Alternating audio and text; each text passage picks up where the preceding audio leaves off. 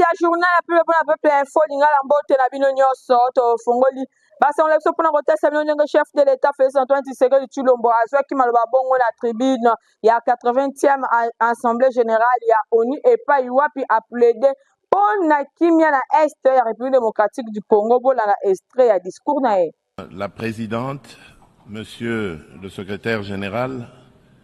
Excellences, Mesdames et Messieurs les chefs d'État et de gouvernement, distingués délégués, Mesdames et Messieurs, je voudrais avant toute chose adresser mes vives félicitations à Madame Annalena Baerbock pour son élection à la présidence de la 80e session ordinaire de l'Assemblée générale des Nations unies. Son leadership et son attachement au multilatéralisme seront déterminants pour la réussite de nos travaux. Je saisis également l'opportunité que m'offre cette tribune pour rendre un hommage appuyé à son prédécesseur, son Excellence M. Philémon Yang, dont l'engagement et le dévouement ont marqué la précédente session. Enfin, je réaffirme la pleine confiance de mon pays dans l'action du secrétaire général des Nations unies, M. Antonio Guterres, pour ses efforts constants visant à renforcer notre organisation et à promouvoir des solutions aux défis qui menacent la paix, la sécurité et la prospérité dans le monde, en particulier dans la région des Grands Lacs d'Afrique, dont fait partie la République démocratique du Congo. Madame la Présidente, je salue la pertinence du thème retenu pour cette 80e session, Mieux ensemble, plus de 80 ans au service de la paix, du développement et des droits humains. Il met en lumière 8 décennies d'efforts conjoints d'une organisation vouée à la paix, au développement et au bien-être universel, fondée sur une promesse indéfectible de sécurité collective. Le 80e anniversaire de l'Organisation des Nations Unies, garante de cette sécurité depuis 1945, est l'occasion de réaffirmer les vertus d'un multilatéralisme efficace et de rendre hommage à l'idéal de paix, de dignité humaine et de solidarité entre les nations qui inspira ses fondateurs. Si l'Organisation des Nations Unies demeure un pilier de la régulation des relations internationales, de la prévention et de la résolution des conflits, ainsi que de la promotion des droits humains et des libertés fondamentales, elle est aujourd'hui confrontée à des défis systémiques qui éprouvent sa crédibilité et sa capacité d'action. Les profondes mutations de notre époque, notamment la persistance des conflits armés, le dérèglement climatique, les crises humanitaires récurrentes et les menaces transnationales protéiformes, nous rappellent que le multilatéralisme n'est plus une option, mais une exigence incontournable qui s'impose à tous. Nous restons convaincus que les réponses aux défis du XXIe siècle ne peuvent émerger que de solutions collectives fondées sur la coopération, la justice et la responsabilité partagée. Madame la Présidente, à la suite de son élection en juin dernier, la République démocratique du Congo s'apprête à siéger au titre de membre non permanent du Conseil de sécurité pour la période 2026-2027. Je réitère au nom de mon pays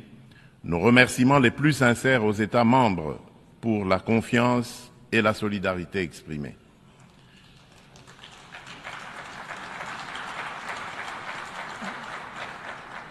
Notre participation sera résolument constructive et holistique. Elle s'articulera autour de 2 priorités indissociables, paix et sécurité d'une part. Premier ministre Judith Suminwa a dirigé qui mardi kuna na hôtel du gouvernement réunion de conjoncture économique pa Iwapi tomona qui peut présence ya quelques membres du gouvernement. Premier ministre Judith Suminwa Tuluka a dirigé qui mardi dans l'hôtel du gouvernement réunion hebdomadaire et comité et conjoncture économique. autour ya table tomonaki ba membre ebele ya gouvernement ya ba institution financière mingi penza vice premier ministre pe ministre ya budget vice premier ministre pe ministre ya économie nationale ministre ya finance ministre ya portefeuille pe gouverneur ya banque centrale du Congo bokutani oyo bokutani moko stratégique elobelaki mingi ba axe misatu ya makasi stabilisation ya franc congolais sécurisation ya ba dépôt bancaire pe maîtrise ya masse salariale Bosimba pe boyebake vice premier ministre pe ministre ya économie nationale Daniel Mukoko Samba asalaki état ya amélioration ya marché d'échange au cours ya ba dernier jour pona ye raffermissement ya franc congolais liboso ya dollar ezali fruit ya mosala moko oyo ezali kosalema entre banque centrale du Congo pe lisusu ezali résultat moko ya hasard te Banque centrale a procédé à ajustement ya niveau ya réserve obligatoire mingi pensa gouvernement a landi saki resserrement budgétaire loko la bonne gestion ya échéance fiscale pe lisusu coordination oyo et permetaki na franc congolais eye bana kotelema objectif ezali ya lancer oyo pona kotombola to kotelemisa taux d'échange eye bana kozala niveau moko compatible pena activité économique ndenge Daniel Mukoko Samba atalisaki stabilisation oyo ezali ko viser ko renforcer confiance ya acteurs économiques pe ko protéger pouvoir d'achat ya ménage. Deuxième point abordé na réunion oyo ezalaki financement ya économie pe protection ya dépôt bancaire. Daniel Mukoko Samba atalisi ba inquiétude ya opérateur économique liboso ya saisi opéré pe lisusu institution mosusu ya l'état mingi justice pe lisusu ba compte ya ba grande entreprise. Phénomène oyo ezali ko créer éviction financière ba fonds oyo esengelaki ezala déposer na ba banque ezali ko tiama à l'écart na crainte ya ba saisir na ba semaine ezali ko ya ba mesure ekozala annoncé pour na ko rassurer na ba opérateur économique ba yeba na ko pesa confiance na système bancaire. Troisième sujet ezalaki bongo débattu mingi penza maîtrise ya masse salariale oyo etikali nanu très élevé par rapport à la recette oyo ezali kokota zokande mboka esengeli eclôturer année na taux ya inflation ya 7,8% na niveau historiquement oyo ya 4 ans. Gouvernement azali ko s'inquiéter na soutenabilité budgétaire pour la masse salariale ezali kokoba komata likolo sans contrôle essentiel de ba recette publique oyo ezali mingi penza kokota kaka na paiement ya ba salaire boinati na wana réunion oyo etalisi volonté ya gouvernement souminwa à renforcer discipline budgétaire ba améliorer gestion monétaire pe ba créer environnement moko favorable na investissement mikolo ezali koya ekozala marqué na annonce ba mesure moko ya makasi oyo ekozala pona ko consolider stabilité macroéconomique pe ko soutenir croissance na kotaka stabilisation ya franc congolais pe protection ya dépôt bancaire pe maîtrise ya dépenses publiques nyonso ekozala bongo au cœur ya priorité ya gouvernement oyo alingi a tracé voie moko vers économique congolaise oyo ekozala résiliente na compétitivité. National primature bosimba ke premier ministre Judith Suminwa ayambaki lundi 22 septembre na hôtel ya gouvernement délégation ya agence japonaise de coopération internationale FICA na mokuse oyo ekamamaki epai ya vice président na yango Kawamura bona na baleta elongo na Nathalie Kaila pe Héritier Mapinel. Coopération entre République démocratique du Congo et Longona Japon ezwi étape moko ya malonga premier ministre Judith Suminwa ayambaki na hôtel ya gouvernement délégation ya agence japonaise ya coopération internationale JICA na mokuse kambamaki na vice président na yango Kawamura Kenichi boye bokutani oyo ezalaki mpona principal objectif ko renforcer ba échange na ba projet ebele oyo ebengami ba projet moko stratégique balobelaki mingi na centre ba échange premier ministre elongo na délégation japonaise balobelaki projet ya Grand Inga ezali barrage moko hydroélectrique ya munene oyo ekosunga développement ya RDC boye atalisi raison ya visite na RDC ezali lié na ba projet ya Grand Inga environnement pe ba projet misusu ya minene oyo ezali lié RDC na Japon. Japon a s'engagé déjà na ba initiative ebele pour na ba infrastructure ya makasi na Afrique pe lisusu bazali kotala likambo ya Grand Inga ezali opportunité moko ya makasi ya coopération entre RDC na Japon.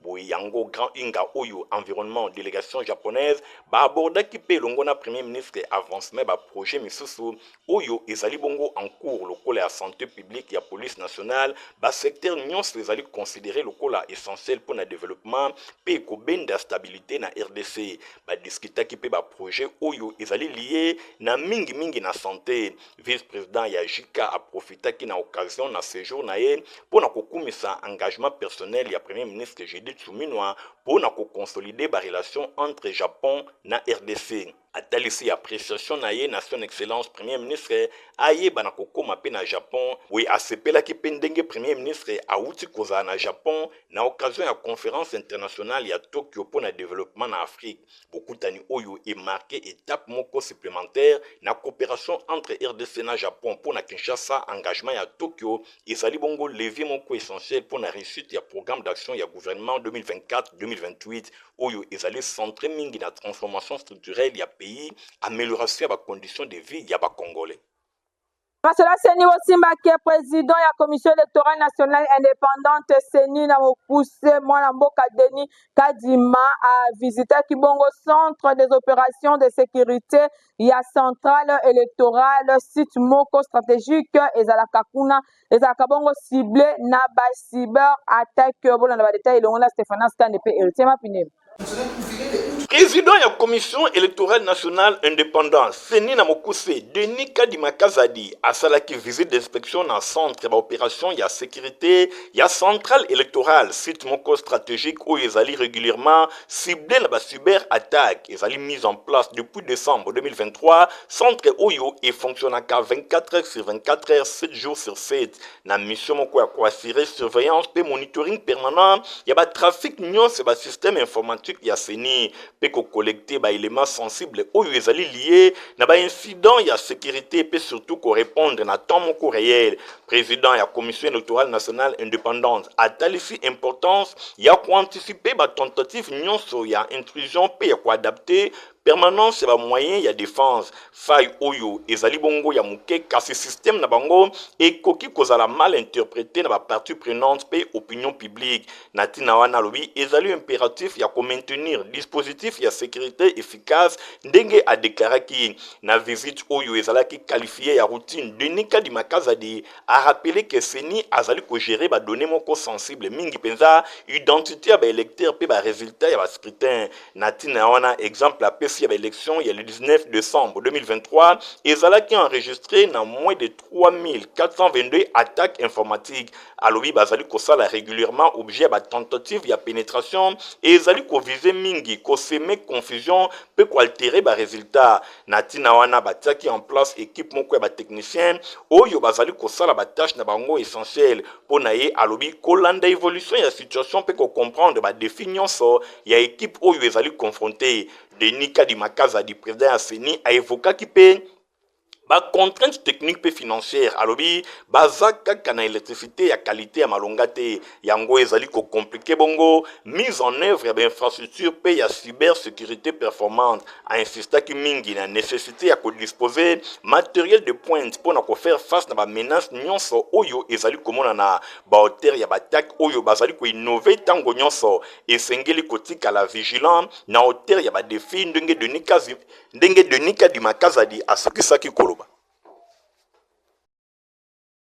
Misala eza kosalema makasi pona kotia makadame bisika ebele na bako surtout na commune ya Makala bona na reportage oyo Ntingi asaleli bino.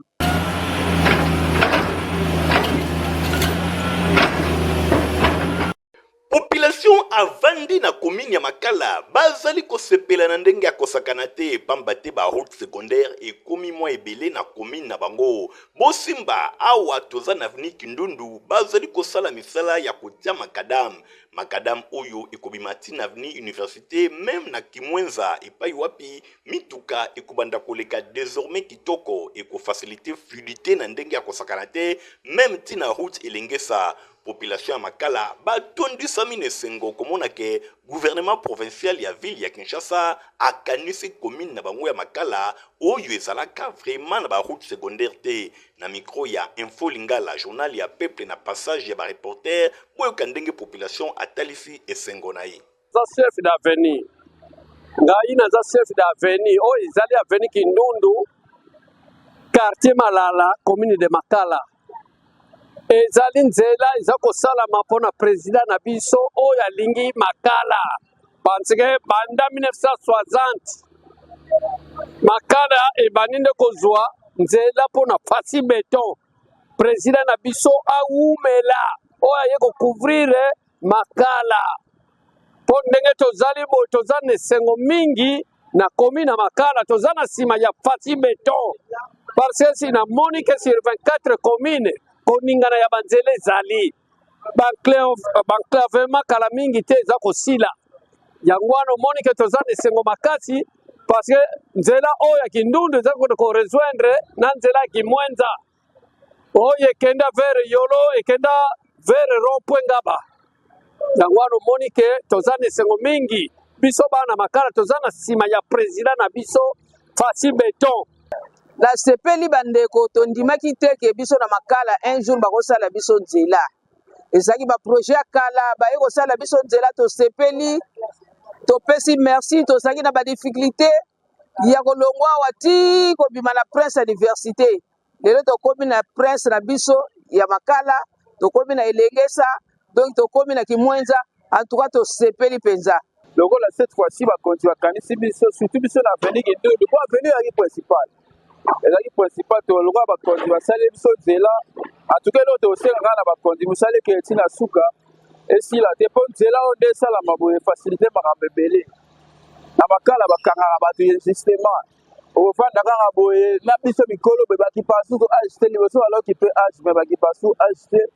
na biso mikolo boye bakoma kokanga donc ndenge banzela esalama boye j'espère ke susi na biso eza ke esila te mosala ekontinue ti na suka mpo efacilité makambo ebele makambo na sansi na koloba ke bakangaka bato te mpo nzela so eza mwa minda mpe batie esala bele oyo na koloba yango wana vraiment liboso na koremercie président de la république na mosala aza kosala ya banzela biso na makala toye bato ondire babosana biso mais président de la république Tshisekedi aye amati biso makala po tala sikoyo banzela nde kosalama toza sire ke ngelo oya oyo tobengi na prince nde tobenga prince kokota na makala po ekoma kaka bumbu ngengeri kote mosusu me makala ezalaka mpenza te mais cette fois-ci tomoni ke tolamuki tosepeli makasi na action président de la république azosala mpona biso na makala vraiment tona esongo mingi po te baction ezosala ya prince déjà na makala toza na avenue kindundu quartier malala commune makala papa tota na esengo mingi toceso makarene papa kuluna esili papa wumela papa nzambe abatelaka yo baosali mpo na biso wana kindundu awa quartier malala baba kindundu boyinde malamu population ya makala azali kosenga bakende lisusu na badirection misusu ya minene oyo ya komine ya makala soki ebakisami ekomi ebele ekozala eloko moko ya esengo kasi na oyo ezali kosalema bazali kosepela deja baporte si efungwami na ISTPK mpo na bainscription ya année académique 2025-2026 kuta bango na avenue Boudjala numéro 29 na commune ya Kitambo référence stade Velodrome grâce pour bapesi no badetail ya année académique 2025-2026 est démarré déjà na likambo eteli ba inscription na Institut supérieur technique protestant de Kinshasa ISTPK la mokuse oyo ezwami na avenue Boudjala numéro 29 na commune ya Kitambo référence stade Velodrome yoka ba nouveau diplômé pe ba nyonso bazwa ba diplôme kasi nanu okota université te ISTPK epesi bino opportunité ya koyekola ISTPK berceau ya savoir ezali koorganize bafilière oyo na licence LMD toza na science infirmière baparcours lokola soins généraux sage-femme na pédiatrie na licence LMD na biologie médicale baza mpe na baparcours lokola technique de laboratoire na ISTPK baza mpe lisusu na passerelle mpe master kuna okokuta eyazi baza mpe lisusu na biologie médicale pe santé communautaire. Wana ezali ba filière oyo yo okoyekola po okoma monganga monene. ISTPK enseignement ya qualité ezali ya kosamba te o po chaque année ba diplômé nyonso babimaka na ISTPK balukaka bango na ba marché d'emploi. ISTPK afongoli ba porte pe azali kozela yo. Nani akotia tembe na ISTPK bilembo ezali komonana, misala ezali koloba, qualité ya enseignement ezomonana oyo penza perso ya savoir. Ya boye ezala te o to bandi boyoki a ne pas manquer rendez-vous yango yo na ISTPK perso ya savoir. Lui Kabangu ya Itemat Ndolo azali bongo kobengisa bandeko nyonso oyo batanga 6e des humanités kasi bazwa examen d'état te basali centre moko ya autodidacte bokene koyekola mpona avenir na bino. Stéphanas Kande, Francis Kanzalo Koka. Tango ya koyekola esili nanu te yoka sango oyo na memeli bino bato nyonso oyo botanga déjà 6e des humanités kasi nanu bozwa diplôme d'état te. Itemat Ndolo na ista batie na disposition na bino centre de formation ya ba autodidacte na domaine technique esengeli boyebake adresse eza kaka moko pona kobima ingénieur ya solo. Itemat ista bazali na ba formateur très qualifié na domaine technique nyonso lokola aviation civile, mécanique générale, électricité générale, électronique industrielle, radiotransmission et commutation. Option ya construction pe ezali na pointe. Pour na ba résultat ya ba examen d'état 2024-2025 préfet Kabangu alobaki toyebisa bino ke Itemat Ndolo ista basalaki 100% awa kutu bapesa bango kombo eratakate de 17h à 20h basali na bango etikalaka très disponible pona bino tango ya koyekola esili nano te. Papa mama osalaka déjà na domaine technique kasi nanu ozwa diplôme te leka na ba bureau ya Itemat ista ozwa inscription na yo bokanisi esili tenten. Préfet Louis Kabangu atie lisusu pona bino centre de formation technique professionnelle pona ajustage, soudure, rebobinage, installation panneaux solaires, photovoltaïque, mécanique automobile, check automobile, diagnostic électronique des automobiles, installation bâtiment, froid, vidéosurveillance, électronique embarquée, informatique, bakisa cours ya anglais classique, anglais aéronautique, anglais d'affaires, pe cours ya français. Ezali ya koratete, formation rapide pour na 45 jours ya pamba, pe 90 jours pour na ba jour normal. Comment utile na société, yekola musala, adresse kaka moko Itemat ista na commune ya Barumbu, tope obengi na numéro oyo ezali affiché na ba écran na biso. Soyez les bien koya.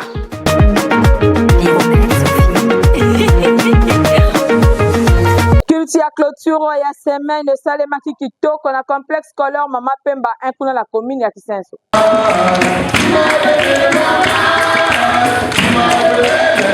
Nzombende azali force awa na complexe scolaire Mama Pemba école ya fondation Nerombungu. Bosimba pe boyeba kendenge kaka ezalaka lokola momesano ya chaque vendredi ba se retrouva ki lisusu na culte scolaire culte oyo ezalaki mpona clôturer semaine pambate nzambe asungi initiateur ya complexe scolaire Mama Pemba ye moko honorable Nerombungu mfuma banga moyo elongo na personnel nyonso enseignant pe administratif bango bazali wana mpona kotambusa enseignement ezala kitoko awa toza na complexe scolaire Mama Pemba 1 oyo ezwami na quartier Bikanga mingi penza na avenue Bantandu na commune ya Kisenso epai wapi ba élève ba se retrouvaki na 3 groupes ba élève ya maternelle bazalaki pe na culte ngambu na bango ya primaire ya éducation de base pe bazalaki na ngambu na bango elongo na secondaire nyonso elekaki vraiment kitoko lokola ndakisa mote ya bana maternelle ateyaki bango esengeli moto na moto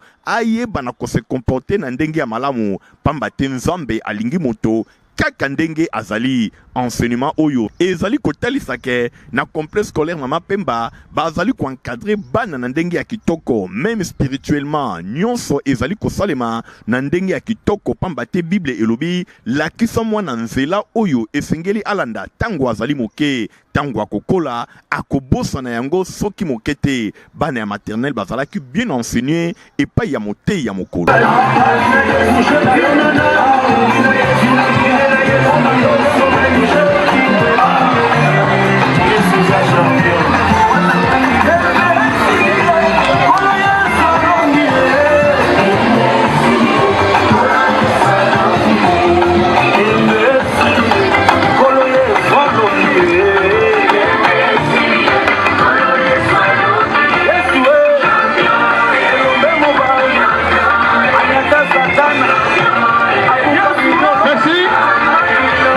Simba pe boye ba kendenge moko pe ezalaki na primaire, même na niveau ya éducation de base, pe secondaire, nyonso elekaki vraiment kitoko. Boye ba prédication et salemaki pona kotalisa bana complexe scolaire Mama Pemba ke nzambe nde azali force na bango, esengeli ko konte na nzambe, esengeli ko bondela nzambe, esengeli ko talisa nzambe bosenga nyonso. Nzambe nde apesaka mayele, nzambe apesaka sagesse pe apesaka oyo nyonso moto azana yango bosenga en dehors ya nzambe eloko moko ya malonga ekoki komona te. Ndenge moko initiateur ya complexe scolaire Mama Pemba honorable Néron Mbungu ate ya kabisika nyonso ye alekaka pona kotalisa ke réussite ya moto ezali kouta kaka na maboko ya nzambe, eloko moko te leki nzambe esengeli kokangama na nzambe. Nde na tinda wana bana ya complexe scolaire Mama Pemba nyonso elongo na personnel na bango bazali kolanda kaka mateya ya honorable Néron Mbungu oyo azali kotalisa bango ke réussite na yepe eutaka kaka na maboko ya nzambe. Enseignement ya qualité ezali kokoba, encadrement kitoko na complexe scolaire Mama Pemba MPD, école ya fondation Néron Mbungu oyo emipesi lokola mokumba ya encadrer bilenge ya République démocratique du Congo en général pe ya ville ya Kinshasa en particulier. Awa kaka nzambe nde azali kosala, nzambe azali kopambola yango réussite ezali komona na tango nyonso.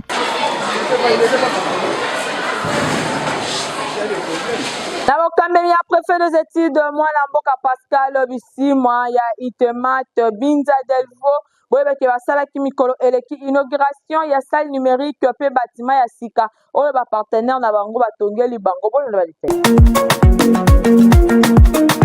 Tango ya koyekola esili nanu te yoka sango oyo na memeli bino bato nyonso oyo botanga déjà 6e de humanité kasi nanu bozwa diplôme d'état te Itemat ndolo na ista batie na disposition na bino centre de formation ya ba autodidacte na domaine technique esengeli boyebake adresse ezakaka moko pona kobima ingénieur ya solo Itemat ista bazali na ba formateur très qualifié na domaine technique nyonso lokola aviation civile, mécanique générale, électricité générale, électronique industrielle, radiotransmission et commutation, option ya construction pe ezali na pointe. Pour na ba résultat ya ba examen d'état 2024-2025 préfet Kabangu alobaki toyebisa bino ke Itemat ndolo ista basalaki 100% awa kutu bapesa bango kombo eratakate de 17h à 20h basali na bango etikalaka très disponible mpo na bino tango ya koyekola esili nano te. Papa mama osalaka deja na domaine technique kasi nanu ozwa diplôme te leka na babiro ya Itemat ista ozwa inscription na yo bokanisi esili tenten préfet Louis Kabangu atie lisusu mpo na bino centre de formation technique professionnelle pour ajustage, soudure, rebobinage, installation panneaux solaires, photovoltaïque, mécanique automobile, check automobile, diagnostic électronique des automobiles, installation bâtiment, froid, vidéosurveillance, électronique embarquée, informatique, bakisa cours ya anglais classique, anglais aéronautique, anglais d'affaires, pe cours ya français. Ezali ya koratete. Formation rapide pour na 45 jours ya pamba, pe 90 jours pour na ba jour normal. Comment utile na société, yekola musala, adresse kaka moko itemat ista na commune ya Barumbu, tope obengi na numéro oyo ezali affiché na ba écran na biso. Soyez les bien koya.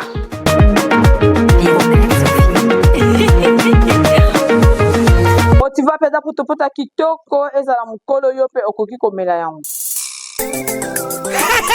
Protivap encore et toujours. Oyo mama bituna tuna aye bakate tirero apesa mwana ye bire. Ebe na santé kitoko boye. Olesaka ye nini? Aliaka Protivap. Soka ba mama nyonso batimbe ya Protivap poto kitoko pona ba bébé pro. Mama soma ye. Mwana na ngai depuis abanda kolia akoli boye. Aliaka kaka Protivap. Protivap. Protéine, vitamine, énergie. Azama yele na classe abelaka te alembaka te. Ba maman, félicitations à vos ponderibana. Protivap, facile à digérer et nourrissant. Ezana, protéines, vitamines et énergie. Hey, bébé nayo kitoko ninyo esakaye. Baba ingakango, santé kitoko nzoto makasi. Matemi disa, mama detsa mwana. Sukana mbimbi, oye sukana mbimbi. Protivap. En tout cas, il faut que la journée comme na suka surtout que c'est peut-être que pesa merci na gaspo ba oya za ki bongo na édition na montage to za ki bongo na Fabrice Lundombi pe Igon Tingi journée peu za ka superviser et pas héritier mapine mbande ko botika la malam. Au revoir.